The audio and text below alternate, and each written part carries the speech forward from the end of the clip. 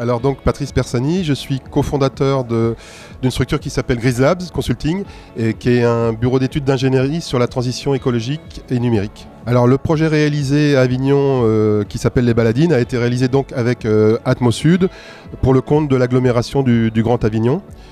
C'est donc un système de mesure de la qualité de l'air qui est embarqué dans des petits véhicules électriques de transport en commun qui peuvent transporter 6 personnes dans le centre d'Avignon.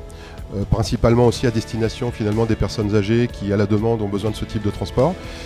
Donc le véhicule est équipé de capteurs qui mesurent les microparticules et les émissions de CO2. Et il est aussi géolocalisé grâce à un GPS, donc à un instant T, on peut connaître le niveau de pollution dans une rue très, très facilement. Donc les données sont d'une part remontées sur les serveurs d'AirPACA de Atmosud, pour un traitement ultérieur scientifique en recherche et développement. Mais ce qui est le plus intéressant, c'est la question de la sensibilisation des citoyens et des publics. Et donc l'arrière de la baladine est équipé d'un écran à haute luminosité, qui est une sorte d'écran de télé LCD, sur lequel on transforme les données qui sont assez incompréhensibles par le commun des mortels en une échelle qui s'affiche avec des couleurs et qui renseigne instantanément et qui est lisible à la fois pour un enfant, une personne âgée ou le tout venant. Et en même temps, au-delà du fait qu'on donne en temps réel un indice qui à certains moments peut être médiocre et donc perçu comme quelque chose d'anxiogène, on alterne avec des messages qui donnent des conseils.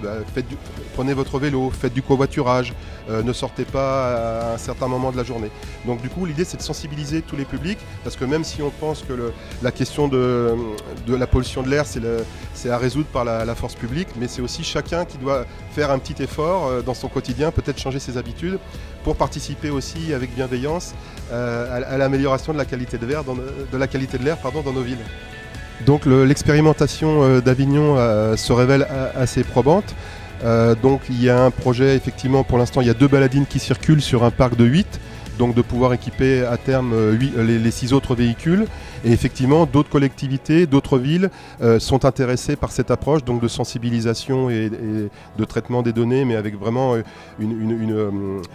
quelque chose de très fort vers le citoyen et l'usager, parce que ce système pourrait aussi équiper des bus électriques, des tramways, installés aussi en fixe sur des points stratégiques dans la ville où on suppose qu'il y a des pics de pollution à certains moments de la journée. Donc effectivement, c'est quelque chose qui est amené à se développer. Et www.grids-lab.fr